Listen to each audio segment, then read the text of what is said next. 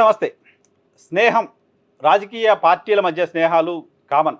రాజకీయ పార్టీల మధ్య పొత్తులు కామన్. రాజకీయ పార్టీల మధ్య రహస్య స్నేహాలు కూడా కామన్. కానీ ఈ రహస్య స్నేహాలకు సంబంధించిన చర్చ చాలా ఆసక్తిగా ఉంటుంది.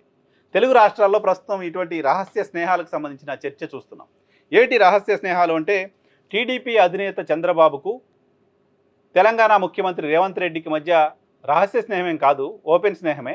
ఆ స్నేహం సాంప్రదాయ భిన్నమైన స్నేహం. ఏంటి సాంప్రదాయ భిన్నమైన స్నేహం అంటే, రెండు భిన్న పార్టీల మధ్య స్నేహం. రెండు రాష్ట్రాలుగా విడిపోయిన తర్వాత రెండు రాష్ట్రాల ముఖ్యమంత్రులుగా కలిసి మాట్లాడుకోవడం, కూర్చోవడం తప్పుపట్టలేం, ఏ పార్టీకి సంబంధించిన ముఖ్యమంత్రి అయినా. కానీ అలా కాకుండా వీళ్ళిద్దరి మధ్య సాంప్రదాయ భిన్నమైన స్నేహం ఉన్నట్టు కనపడుతోంది. సాంప్రదాయ భిన్నమైన స్నేహం అని ఎందుకు అంటున్నానంటే, ఎన్డీఏ కేంద్రంలో అధికారంలో ఉంది, ఆంధ్రప్రదేశ్లో అధికారంలో ఉంది. ఎన్డీఏని వ్యతిరేకిస్తున్న పార్టీ ఈ దేశంలో కాంగ్రెస్ పార్టీ, ఎన్డీఏని వ్యతిరేకిస్తున్న కూటమి ఇండి కూటమి. అటువంటి కూటమికి సంబంధించిన ముఖ్యమంత్రిగా, కాంగ్రెస్ పార్టీ ముఖ్యమంత్రిగా ఉన్న రేవంత్ రెడ్డి ఎన్డీఏకి సంబంధించిన ముఖ్యమంత్రిగా ఉన్న చంద్రబాబు నాయుడుతో స్నేహం నడిపిస్తున్నారు. ఈ స్నేహం రాష్ట్రాల మధ్య సమస్యల పరిష్కారం కోసం ఉంటే ఎవరికి అభ్యంతరం లేదు, నేను ఇంతకుముందు చెప్పినట్టుగా. కానీ తెలుగుదేశం పార్టీని తెలంగాణలో లేకుండా చేసిన బీఆర్ఎస్ పార్టీని బొందపెట్టే బాధ్యత తెలుగుదేశం పార్టీ కార్యకర్తలు తీసుకోండి అంటూ తెలుగుదేశం పార్టీ కార్యకర్తలకి తెలంగాణ ముఖ్యమంత్రి, కాంగ్రెస్ పార్టీ నేత రేవంత్ రెడ్డి పిలుపునివ్వడం అనేది ఆసక్తి కలిగించింది. అంతేకాదు, అసెంబ్లీ వేదికగా నాకున్న పరిచయం కారణంగా నేను క్లోజ్ డోర్ మీటింగ్లో చంద్రబాబు నాయుడిని రిక్వెస్ట్ చేస్తే రాయలసీమ లిఫ్ట్కు సంబంధించిన పనులని ఆపేశాడు అంటూ ఆయన మాట్లాడారు. ఓ ముఖ్యమంత్రి అధికారికంగా అఫీషియల్ మీటింగ్ పెట్టి మాకు ఇది కావాలి, మీకు ఇది కావాలని అడగవచ్చు.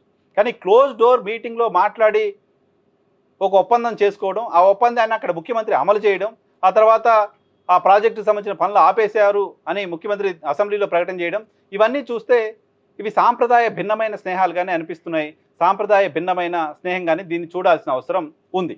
కాంగ్రెస్ పార్టీ ముఖ్యమంత్రి ఎన్డీఏకి సంబంధించిన పార్ట్నర్ పార్టీతో కలిసి ఆ పార్టీ పట్ల సాఫ్ట్ కార్నర్తో ఓపెన్గా స్టేట్మెంట్లు ఇవ్వడం అనేది డెఫినెట్గా సాంప్రదాయ భిన్నమైన స్నేహమే.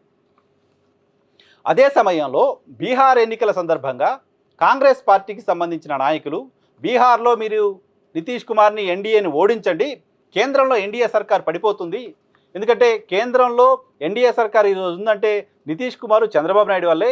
ఇక్కడ నితీష్ని ఓడించారంటే నితీష్ ఎన్డీఏ నుంచి బయటకు వస్తాడు, బీహార్లో ఎన్డీఏ ఓడిపోయిందంటే తెలుగుదేశం పార్టీ కూడా బయటకు వస్తామని ఆల్రెడీ చెప్తోంది, మాకు ఆఫ్ ది రికార్డ్ చాలామంది తెలుగుదేశం పార్టీకి సంబంధించిన నాయకులు చెప్తున్నారు, ఎంపీలు చెప్తున్నారు అని కాంగ్రెస్ నాయకులు బీహార్లో క్యాంపెయిన్ చేశారు. అంటే కాంగ్రెస్ పార్టీతో తెలుగుదేశం పార్టీ కేంద్ర స్థాయిలో కూడా టచ్లో ఉందా అనే అనుమానం, అటువంటి ఇంప్రెషన్ అప్పుడు కలిగింది. సో అటువంటి ఇంప్రెషన్ కలగడానికి కారణం బీహార్లో కాంగ్రెస్ పార్టీకి సంబంధించిన నాయకులు చేసిన ప్రకటన, అక్కడ వాళ్ళు చేసిన క్యాంపెయిన్. అంతేకాదు, ఓట్ చోరీకి సంబంధించి, ఈవీఎంల అక్రమాలకు సంబంధించి రాహుల్ గాంధీ దేశవ్యాప్తంగా పోరాటం చేస్తానని చెప్తున్నాడు. కానీ ఆంధ్రప్రదేశ్లో జరిగిన అక్రమాలపైన ఎందుకు ప్రశ్నించడు అంటే, రాహుల్ గాంధీ, రేవంత్ రెడ్డి, చంద్రబాబు హాట్ లైన్లో మాట్లాడుకుంటున్నారు కాబట్టి ఆంధ్రప్రదేశ్లో ఈవీఎంల అక్రమాలపైన ఆయన స్పందించడు. తెలుగుదేశం, కాంగ్రెస్ కలిసే ఉన్నాయి, రాహుల్ గాంధీతో చంద్రబాబుకి రహస్య స్నేహం ఉంది అనే ప్రకటన జగన్మోహన్ రెడ్డి చేశారు. సో ఆ ప్రకటన జగన్మోహన్ రెడ్డి చేశారు, రాజకీయపరమైన ప్రకటన అనుకోవచ్చు. కానీ రాహుల్ గాంధీ ఆంధ్రప్రదేశ్లో ఓట్ల చోరీ అంశానికి సంబంధించి కావచ్చు, ఆంధ్రప్రదేశ్లో ఈవీఎంల అక్రమాలకు సంబంధించి బయటకు వచ్చిన అంశాలపైన పార్లమెంట్లో కానీ బయట కానీ ఏ సందర్భంలో ఎక్కడ మాట్లాడిన పరిస్థితి లేదు. కాబట్టి వాళ్ళిద్దరి మధ్య రహస్యంగా ఏమైనా స్నేహం ఉందా అనే ఒక ఇంప్రెషన్కి బలం చేకూరుతోంది.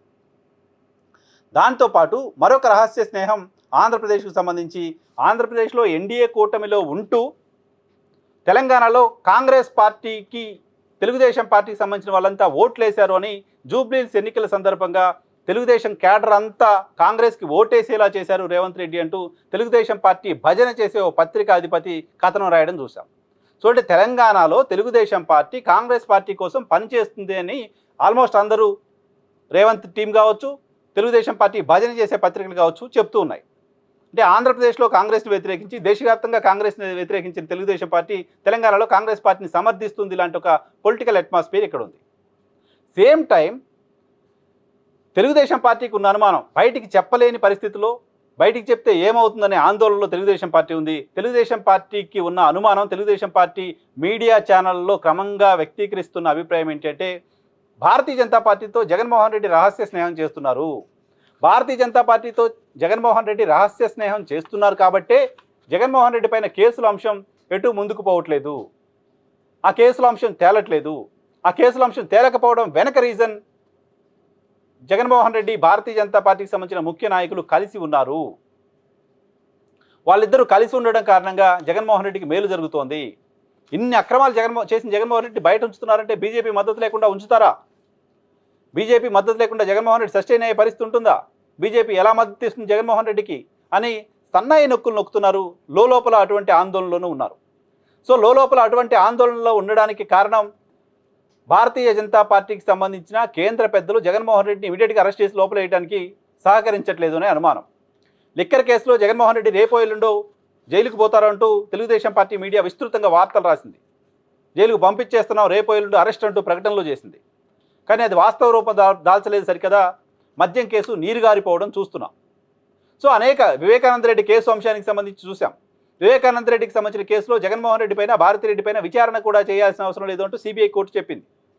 సో ఆ కేసు నుంచి ఆయన అధికారంలో ఉన్న సమయంలో కంటే అధికారం కోల్పోయిన తర్వాత జగన్మోహన్ రెడ్డికి వివేకానంద రెడ్డికి సంబంధించిన కేసులో రిలీఫ్ దొరికింది. ఆయన అధికారంలో ఉన్న సమయంలో బీజేపీని అడ్డం పెట్టుకుని అప్పుడు ఆ కేసు నుంచి బయటపడుతున్నారంటూ తెలుగుదేశం పార్టీ మీడియా చెప్పింది. ఆయన అధికారం కోల్పోయిన తర్వాతే నిజానికి బిగ్ రిలీఫ్ ఆ కేసులో ఆయనకి దొరికింది. సో ఈ రిలీఫ్లు రావడం వెనక రీజన్ వాళ్ళిద్దరూ రహస్యంగా ప్రేమించుకుంటున్నారనే అనుమానాన్ని తెలుగుదేశం పార్టీ పెంచుకుంటోంది.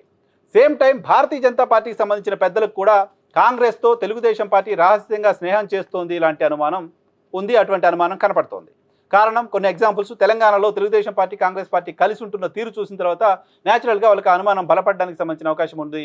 అంతేకాదు రాహుల్ గాంధీ ఓట్ చోరీ అంశానికి సంబంధించి తెలుగుదేశం పార్టీ పైన విమర్శలు చేయకపోవడం, ఆంధ్రప్రదేశ్ ప్రస్తావన తీసుకురాకపోవడం కూడా తెలుగుదేశం పార్టీ మధ్య, కాంగ్రెస్ పార్టీ మధ్య ఏదో ఉంది అనుకోవడానికి సంబంధించిన అవకాశం కనపడుతోంది.